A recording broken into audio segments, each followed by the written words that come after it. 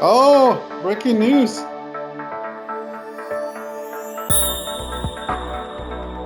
In game real time, it's hard to make that bang bang call 100%. Hello, everyone, and welcome back to another episode of Saturday Sliders, your weekly dive into all things baseball. We missed you last week again, but we are back. This week, we are talking Framber Valdez, Aaron Judge, that, and our weekly Giants and Blue Jays updates. I'm Almar, joined as always by my co-host Armando. Let's talk baseball. Well, thanks, Omar. Let's get to it. Let's go around the bases. Around the bases. With the first topic, it let's talk about Framber Valdez. Omar, it seems like the Astros cannot stay off the spotlight. We have a recent new topic where Valdez hit his catcher. There's questions if it was intentional or not. That is still to be determined. But it appears that Salazar, the catcher, and Valdez were not on the same page.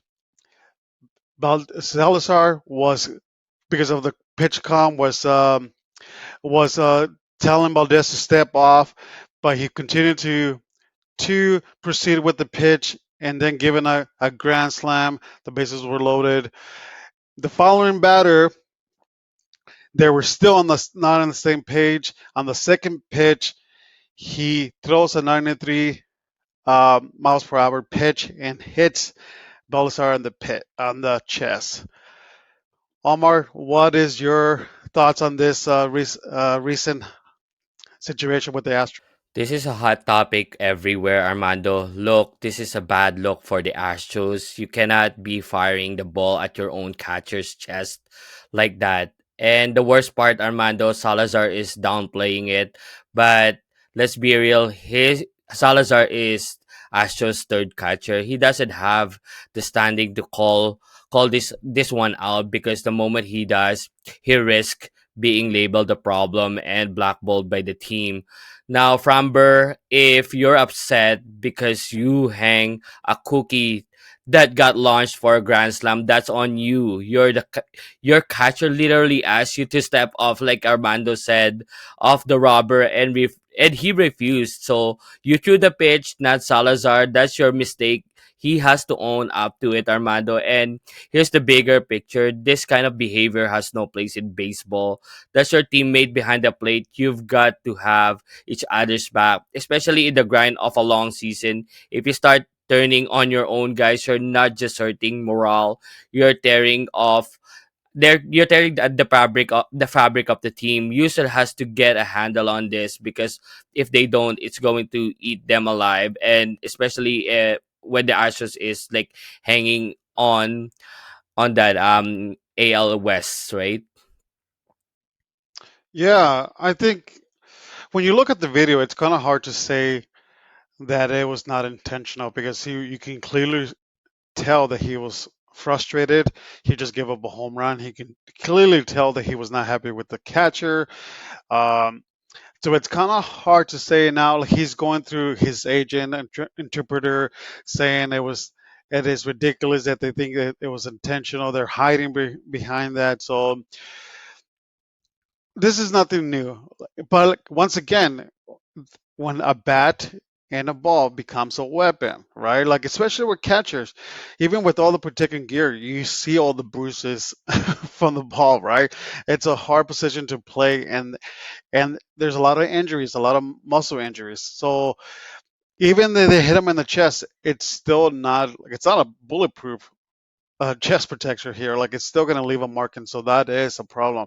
This is nothing new. I remember Pudge Rodriguez having issues with his pitchers. AJ Perskirsky, he would literally fight his own pitchers, when they were not on the same page. Uh, I remember Johnny Cueto with rookie Joey Bart. They were not on the same page, and he was very frustrated with Joey Bart to the point that Joey Bart would not catch any of Cueto's games, right? So, but there's a right way to handle it. Either you wait to the end of the inning, you have a scuffle in the dugout, or you go down the tunnel, or you work it out, uh, right? But not live on national TV, not when all the cameras and all the phones are looking at you. You do not act that way. It is Bush League, and he's not a rookie here. He's a veteran pitcher. He knows better. So I do agree with you. He needs to own up to it. Yeah, do the Barrett and Zambrano style, right? Just punch each other in the Yeah, dugout, right?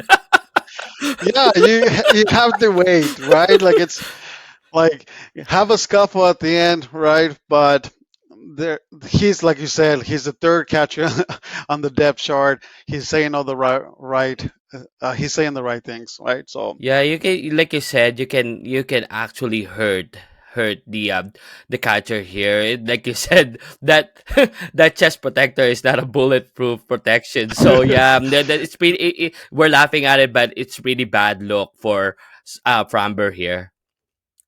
yeah. All right. Well, let's go move on with our next topic. We have another topic. There was a brawl in Colorado, Giants versus Rockies. Pitcher Kyle Freeland, who who is not having a good season. His record, um, it's a pretty bad one. At the time, he had a ERA um, over six with 3 wins and 14 no 3 wins and 13 losses in the season over six ERA.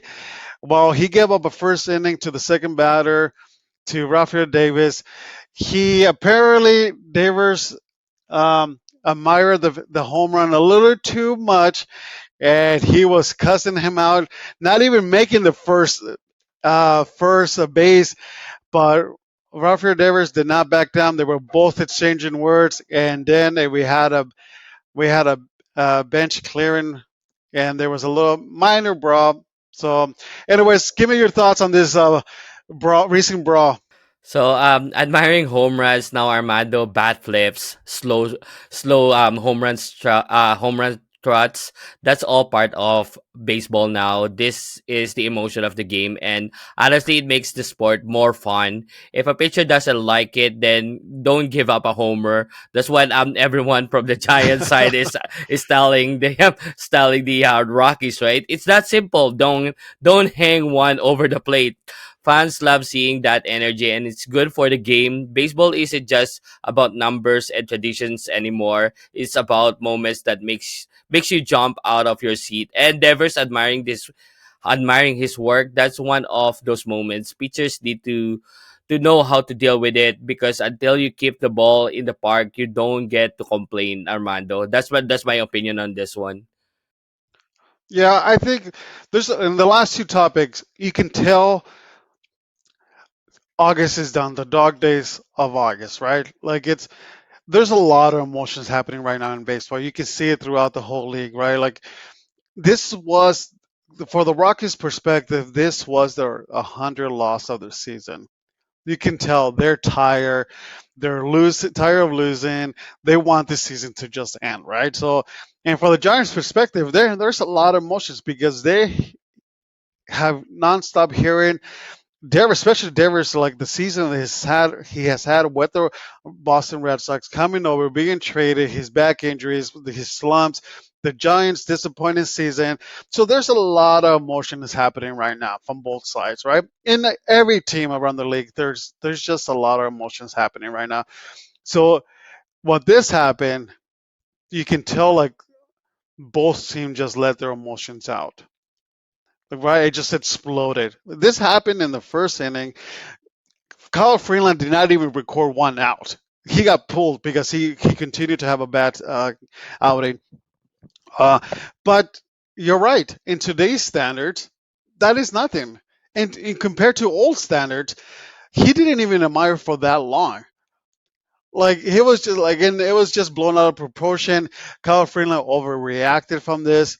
he admired for 3 seconds. There, from a Rockies perspective, I heard that Davis was dancing down the dancing down the first base, and it's like he's not even dancing. He just kind of like leaned back, and then he just regularly. He didn't even throw the bat flip, but this was just a overreaction from the Rockies and Freeland, and there's just a lot of emotions, and I love it. We're Giants fans are still learning Rafael Devers, and the fact that he reacted this way, it's kind of like, okay, this guy, he's a passionate guy. He takes his job serious. And what I like about what happened is Devers, the Giants teammates, they backed him up. They backed him up. Yeah, like you Yeah, can tell. and Matt Chapman got suspended, right?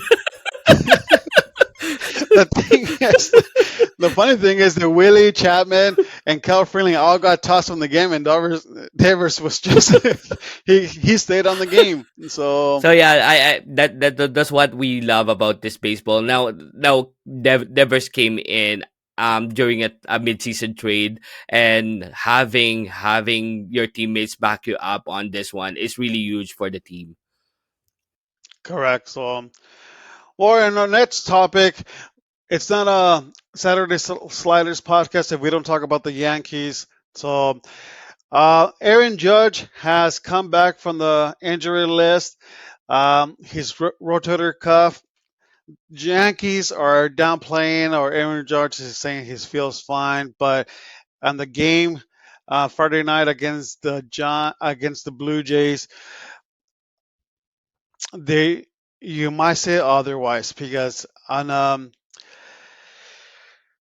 Nathan Lucas hit a single to right field, and Dalton Varsho was going to slowly run into second base, but when he saw that what Aaron Judge was not making throw in at the cutoff man or throw into third or home where you're supposed to be throwing in that situation, um, Bolton went to third, and Aaron Judge decided to make the short toss to Jazz Jr.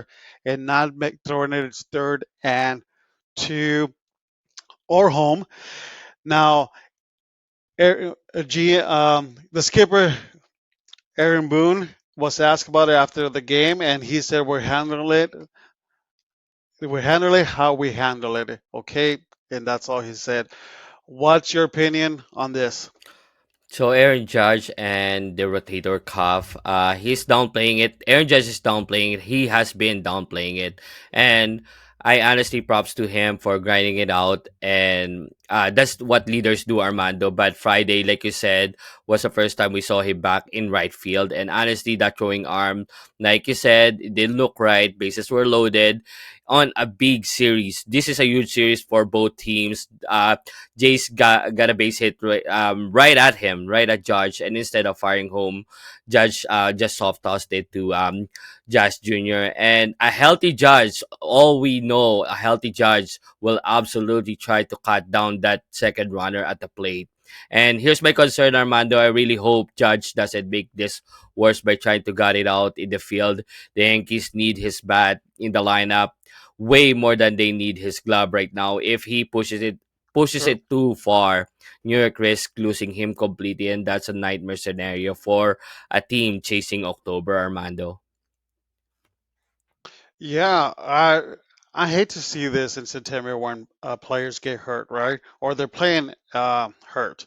Well, at this point of of the season, everybody has an injury, right? They're playing through it. Either they're trying to end the season right, or trying to make it to the playoff, right? So everybody's playing with some type of injury. But this is serious. Just the way the fact that he just did not was not willing to throw to to make the play make the throw like you mentioned it, right? So, and you can tell by Aaron Boone, he was not comfortable with answering the question. So yeah, I agree. There's a reason why they have an DH, put him in the DH.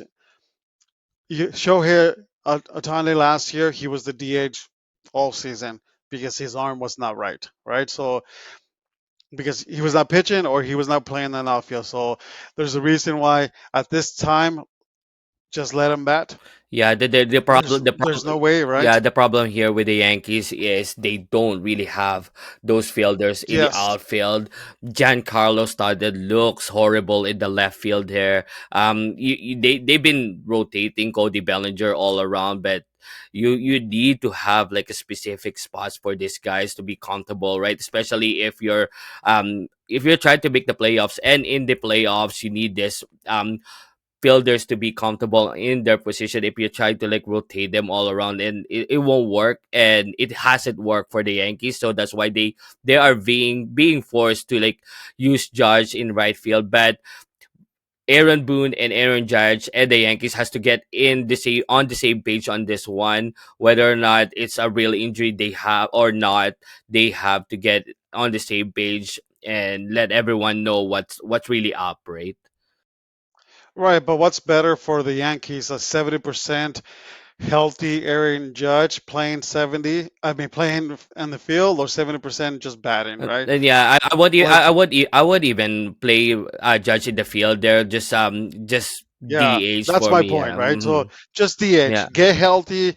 There's no, because if you're not willing to throw, if somebody's healthy, even I know I've seen all the errors that the Yankees outfielders have done, right? But at least they can make a throw.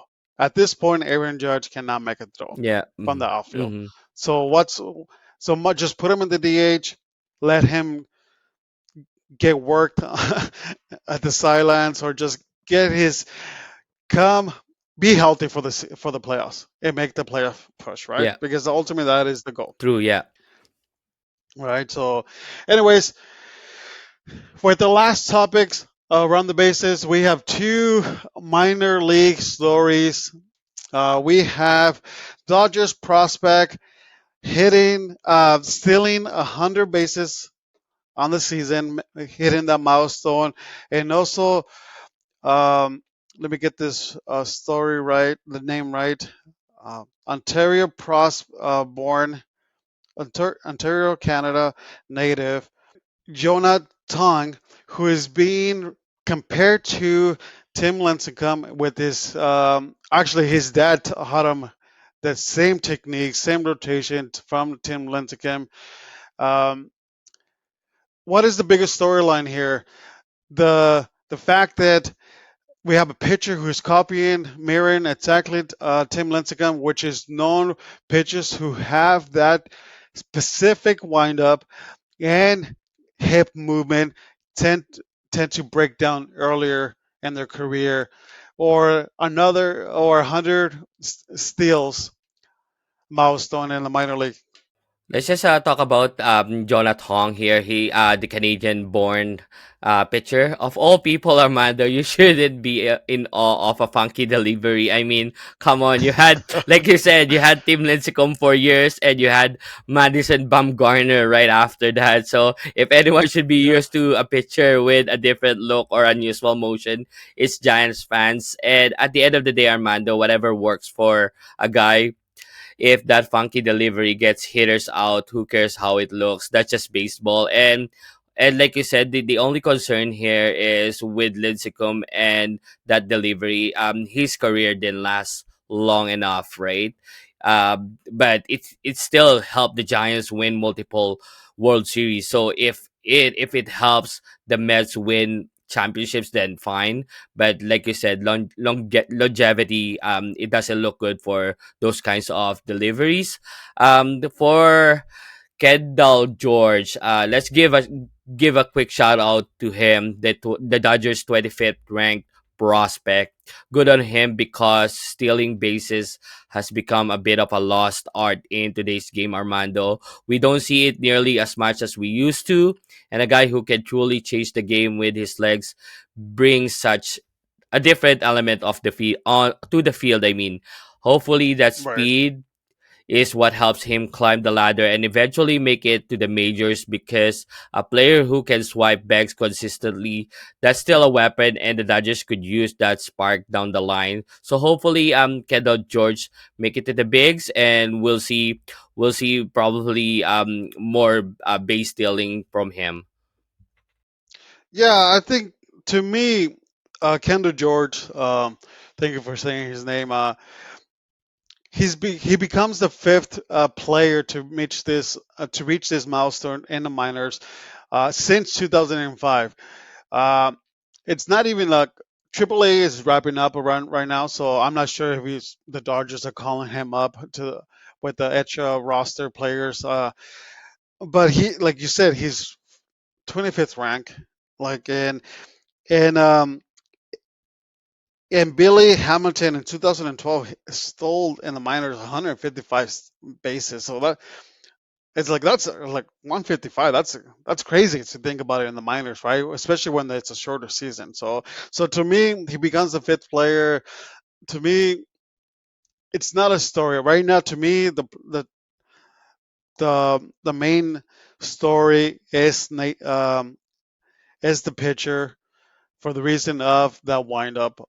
I'm not because I'm a fan of Tim Lincecum, but let's be realistic. Tim Lincecum was passed on by a lot of teams.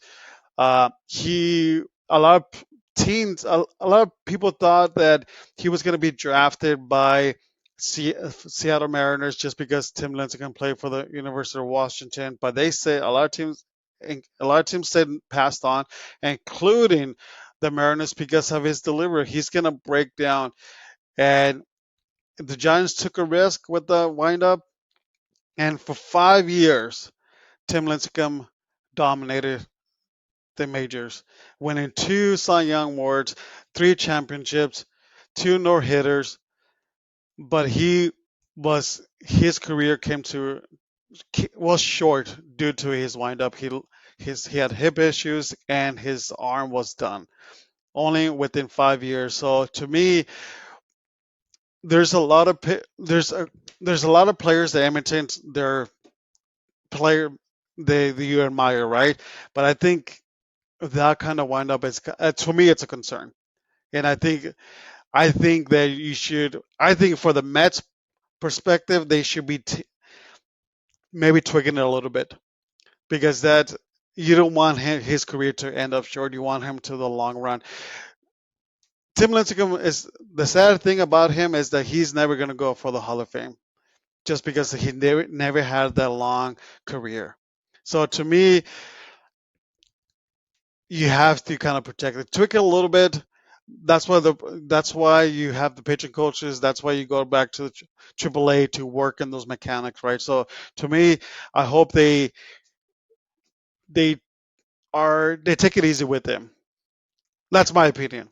Yeah, yeah, true that, because you want to stay long. You want to have a long career, like you said. And I'm still mad that the Blue Jays backed off of that initial trade for Tim Lincecum and Alex Reyes. That's why I That's remember. right, That's why I right. remember Lincecum from. But yeah. I'm not sure how you're going to like change the mechanics of a pitcher coming up in the majors now with that pitching stands and like how he throws, but hopefully they can tweak it a bit so that it doesn't put, like you said, a lot of strain to his hips and arms, Yeah, right? exactly. So, well, that's what I'm thinking. Like, it's hard. Yes, like it's hard to change somebody's mechanics, but like, you can tweak it, right? From going from a 90-degree to maybe a 45-degree angle side relief. So like there's different ways, right? But right now, like he has his leg and kick. It's pretty much similar to Tim Lincecum. So I would just hate to see that happen because for 5 years Tim Lincecum, it was special to see that run from him, and then it was sad when when they all collapsed Yeah. very quick. So Yeah, when you have that short career, and even with the championships, it's pretty sad to see your own pitch, like your own players that not play a long exactly right. time, right? So, anyways, well, that is it for Around the Bases. If you like this content, please subscribe, follow, and like. It will help our channel grow. Well, Omar, let's get into the Giants and Blue Jays update. Giants, Blue Jays. Well,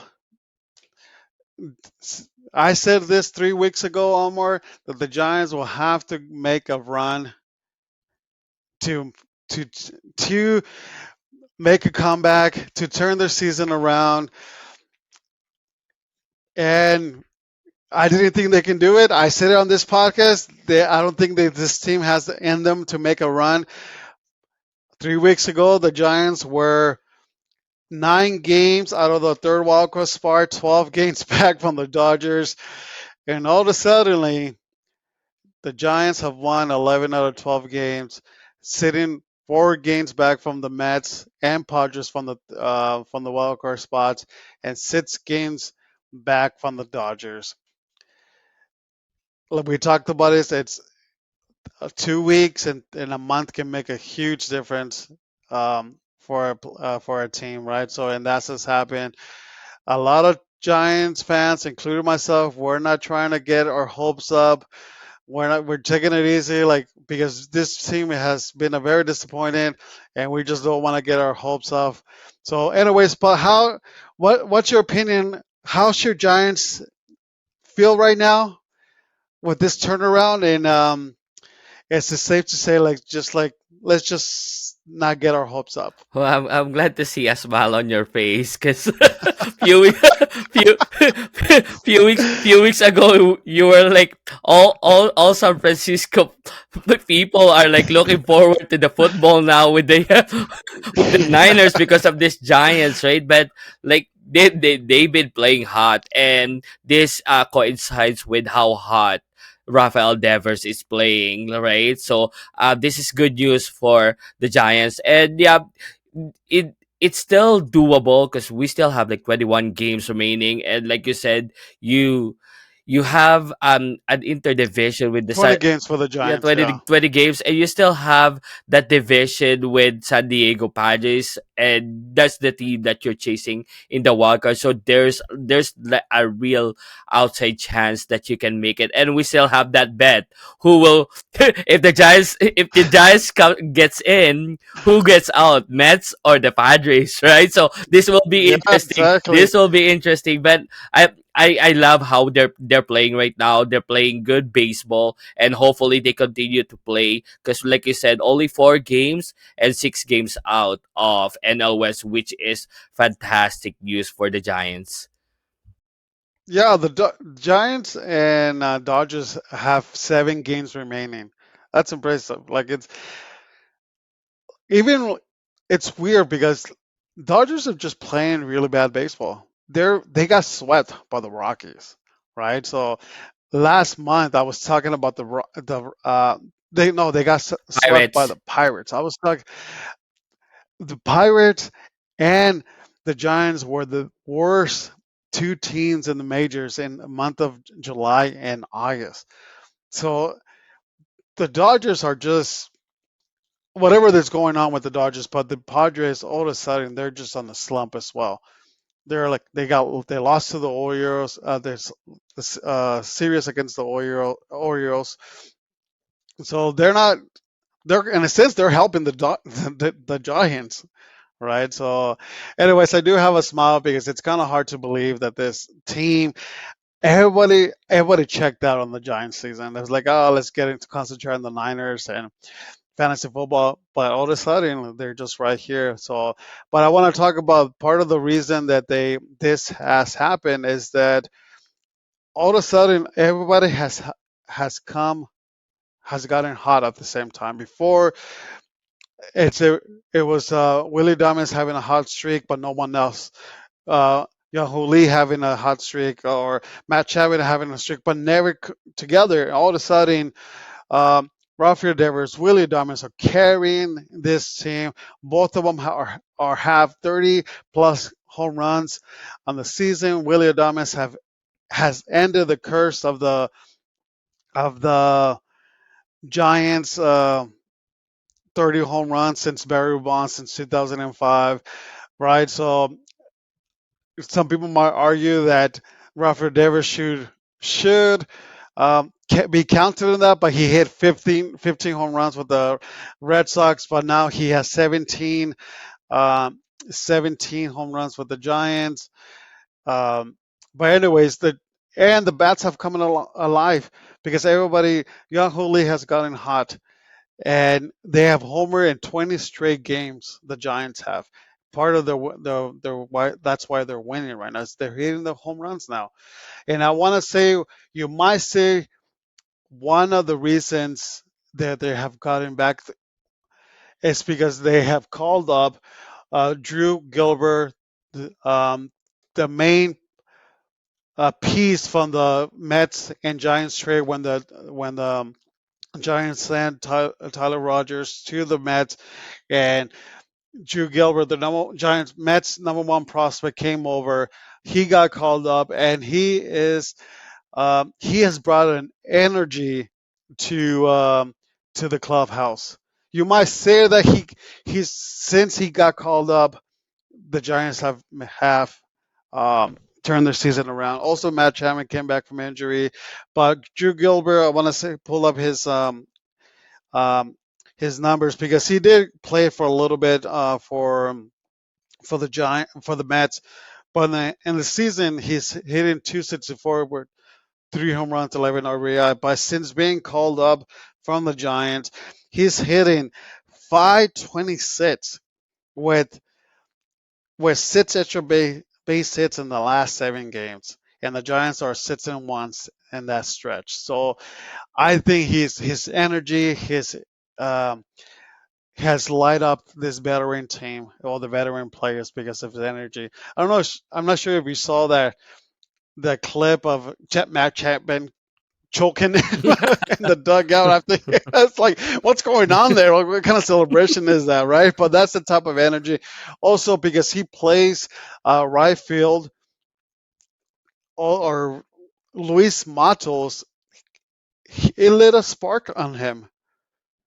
He was supposed to be the number one guy at right field, but they've been playing um, Red McKay and Matos and Fitzgerald all on right field to see who's going to take this lead, and no one was really running with it. But they called Gilbert up, and all of a sudden it lit a spark on Matos, and he has gotten hot. So now the Giants have like, whoa, wait a minute, should we keep Gilbert?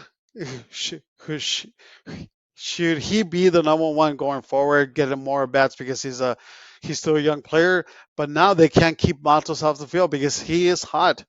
So it seems like this team is coming together. But the number one question is it too late? Or do they have like you said, an outside chance?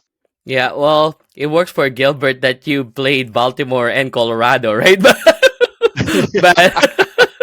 but like you said, Hey, they have struggled. They have struggled against the Rockies this season. I think at one point, the Giants were like 1-5 against from the Rockies. So you can't say that they're just beating the bad team. So, no. but also the Dodgers have struggled against the Rockies. Totally agree with this. I'm just looking at your schedule right now. Coming in today, you still have 5 more games against the Cardinals, 6 more games against Arizona, 7 against the Dodgers, like you said, and your end of the season is 3 games versus Colorado. That's a great end of the season, and these are winnable games for the Dodgers.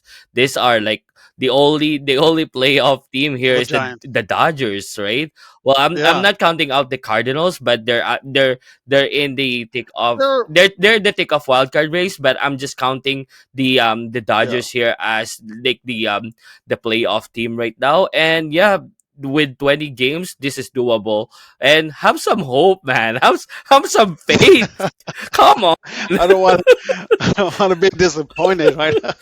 It's been a long season for the Giants, but the question now remains because the Giants were sellers at the deadline. Let's just admit it, right? They traded all their veteran relievers. They lost some pitchers, but now the question is, do the Giants have the pitching?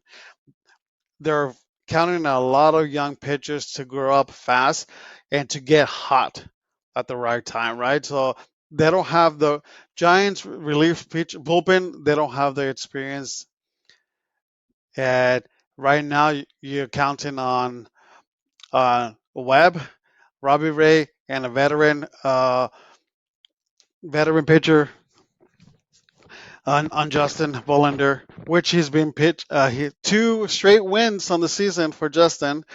Um, but like, but they have lost Rodriguez to the Tommy John surgery to end the season. He was our closer. He was an All Star this season. So now they're just kind of like, well, you're counting on a lot of unknown pitchers to make this push, and that's the biggest question right now. Can we have those young pitchers overachieve to end the season and make a playoff run, a playoff push? That's the question right now, Yeah, well, you have and better. we'll see. Yeah, We'll see. you have veteran pictures there. There's nothing to laugh about this starting picture of yours. And yeah, it is a concern because you became a seller, but still you still have the fundamental like the core here. So it should be fun. I was just looking at both the Padres and the Mets schedule. Padres has like a soft schedule too. So I'm looking at the Mets right now. They're facing the gauntlet towards the end of the season. They're facing Phillies, Rangers, Padres, and the Cubbies. So it's gonna be tight for our bet, Armando. It's gonna be tight, That is. but I like the Padres' schedule better than the Mets here. But we'll see, we'll see. Yeah, no, I agree with you. So we'll see. There's 20 more games. There could be hope. So, anyways, but that is There it is hope. for the There is Giants hope. update. There is hope. There is hope. I'm trying not to get excited here, All right. Thanks. but Thank it's been good. It's yeah. been good watching. Hey, I forced myself to watch a lot of bad baseball in July and August, so it's actually pretty nice to see that turnaround. Because Brianna was asking me like, "Can I watch my show?" Like this game is like it's a blowout because the Giants were winning 10-2, 10-4 against the Rockets. It's like no, you cannot change the channel. Like they're playing good. I want to see this. Don't change the mojo, right? Yeah, exactly. Well, thank you for that Giants update, Armando. All right, let's get into your Blue Jays update. The Jays wrapped up the Brewers series and only managed to take one of three. And hey, to be the team, Armando, you've got to beat the team. And right now, the Brewers are that team in MLB right now. So Toronto came out flat at home. Then they hit the road to Cincy, where the bullpen gave up a two-run lead in the ninth right after the bats finally put runs on the board. Luckily, the Jays bounced back and took the next two in a couple of wild games in Cincinnati. Now it's on to the Bronx for the AL East defining series. Game one went the Jays' way. They won 7-1 thanks to a stellar performance by Kevin Gossman. The great Goss shoved going 8 innings of one-run ball and giving that bullpen a much-needed breather. Speaking of that bullpen, Armando, it's been leaking since July. They're sitting near the bottom of the league in ERA, and the main culprit he has been the closer Jeff Hoffman. He surrendered a league-leading 12 home runs in the ninth inning or later. That's a nightmare stat, Armando. And if the Jays want any shot at a deep playoff run, it has to be fixed. Not just Hoffman either. The rest of the pen has to stop handing out free passes that fuel late game rallies here. And it's been frustrating for the bullpen as of late. On the injury front, tough news for Yimio Garcia. He's out of the season and headed for Tommy John surgery. A brutal loss for one of the Jays' late inning arms. On a brighter note, Anthony Santander is progressing well and nearing a rehab stint next week. If all goes right for him, we could see him back before the season ends, and that would be a massive boost for the lineup for the Blue Jays. And that's it for your Blue Jays update of this week.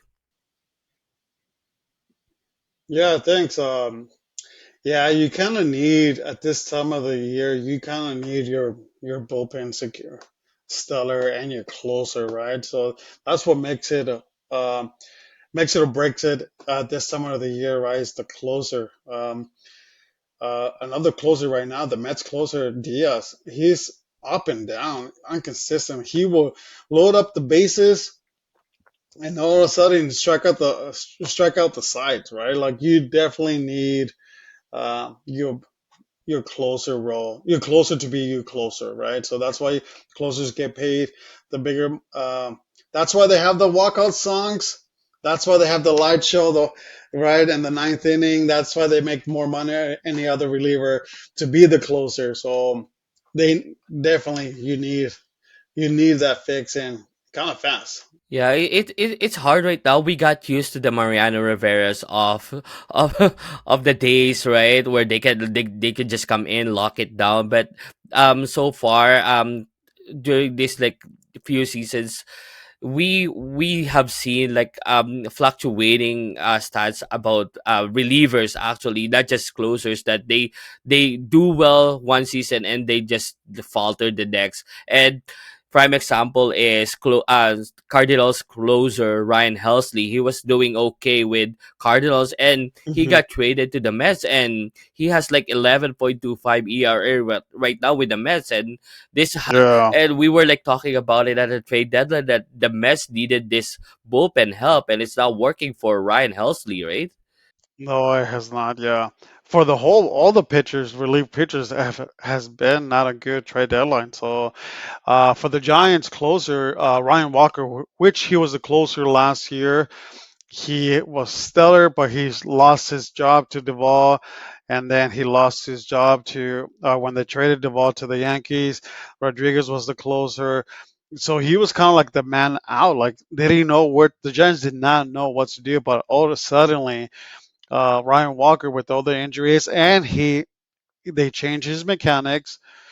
Now he has 14 saves in the season, so he has looked sharp in the last 2 weeks. So that's kind of like the closer the Giants were counting on, and that's what they have. But it's the closer. It's very key for all teams, especially for the teams who are making the playoff push at this time. Yeah, I'm just hoping that the Jays bullpen figures it out because, like you said, if the opposing team knows about this, they'll just grind out at bats for the starting pitchers and hoping that they get into the bullpen early in the game, and that's the problem for the Jays lately. So hopefully they can figure it out, and hopefully Jeff Hoffman comes to life because they really need Jeff Hoffman to be lights out in the ninth inning so that the Jays can lock this AL East out. Perfect. Well, thanks for the Blue Jays update. And that's a wrap for this week, but don't go too far. Next week's episode, we are going to look at the playoff picture and which team has the real shot of making it. If you haven't subscribed, like Armando said, to the channel, hit the subscribe button and notification bell so you get notified when we have our next episode. Thanks so much for watching and hanging out with us. We'll see you next week on Saturday Sliders. See you later.